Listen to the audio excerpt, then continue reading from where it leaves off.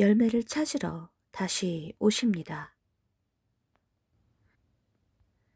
열매 거둘 때가 가까움에 그 열매를 받으려고 자기 종들을 농부들에게 보내니 열매를 거둘 때는 하나님의 정하신 카이로스 시간, 우리에게는 주님께서 다시 오시는 때입니다. 하나님께서 직접 땅에 오셔서 천국의 말씀을 주시고 열매를 맺으라고 하셨습니다. 농부들에게 세를 주고 타국에 갔다가 정한 시간이 되면 수확물을 결산하신다는 천국의 원리는 여러 곳에서 강조하신 내용입니다. 포도원, 달란트, 문화 비유가 있습니다. 한 집 주인이 포도원을 만들어 산 울타리로 두르고 거기에 즙 짜는 틀을 만들고 망대를 짓고 농부들에게 세를 주고 타국에 갔더니 또 어떤 사람이 타국에 갈 때 그 종들을 불러 자기 소유를 맡김과 같으니 어떤 귀인이 왕위를 받아가지고 오려고 먼 나라로 갈 때에 그 종 열을 불러 은화 열 문화를 주며 이르되 내가 돌아올 때까지 장사하라 하니라. 타국과 먼 나라는 주님께서 승천하셔서 하나님의 우편에 계시고 성도들의 거처를 예비하시는 천국이며 다시 오실 때까지 신자들에게 일을 맡기셨습니다. 그들은 일한 성과를 가지고 각자 주님께 나가서 결산을 해야 합니다.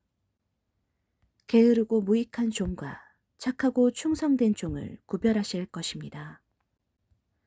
그들을 구별하시는 조건이 열매라는 사실입니다.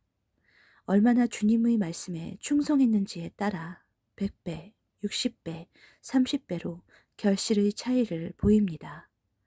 그러므로 내가 너희에게 이르노니 하나님의 나라를 너희는 빼앗기고 그 나라의 열매 맺는 백성이 받으리라. 주님이 다시 오실 때 그들이 장사하고 농사로 열매와 결실을 찾으러 오신다고 하십니다. 열매는 천국의 창고에 들이시고 쭉정이는 불에 태우십니다.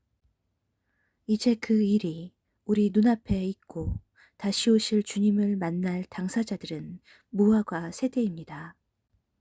나훔은 무화과를 처음 익은 열매로 상징하여 기록했습니다. 내 모든 산성은 무화과 나무의 처음 익은 열매가 흔들기만 하면 먹는 자의 입에 떨어짐과 같으리라.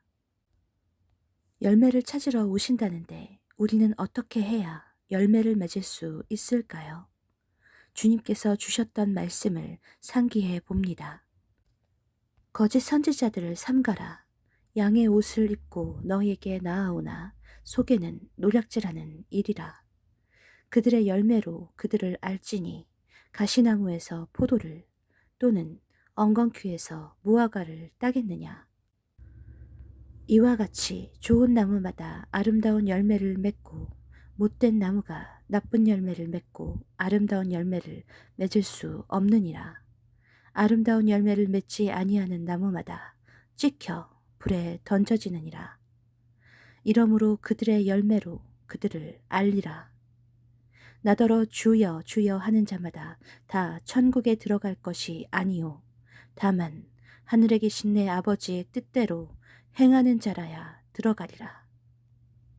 거짓 선지자가 있다고 하십니다. 거짓 선지자를 분별하는 방법은 두 가지가 있습니다. 첫째는 그들의 열매를 보라고 하십니다. 열매란 그들의 삶이자 행동이며 선행과 악행이 있습니다.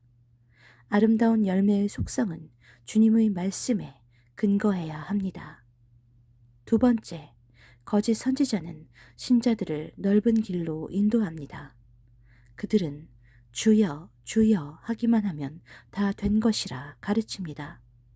도덕적으로 흠이 없는 사람이 어디 있으며 죄가 없는 사람이 어디 있느냐 반문하며 나쁜 열매를 합리화시킵니다.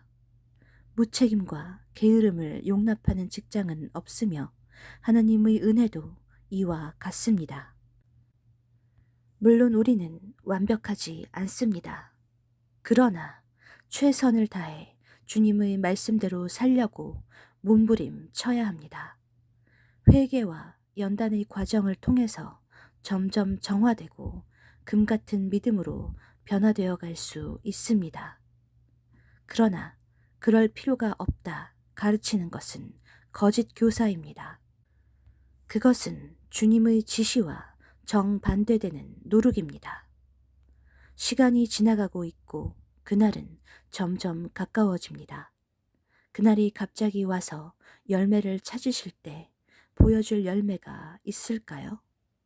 마음이 깨끗한 자가 하나님을 볼 것입니다. 긍휼히 여기는 자가 긍휼히 여김을 받을 것입니다.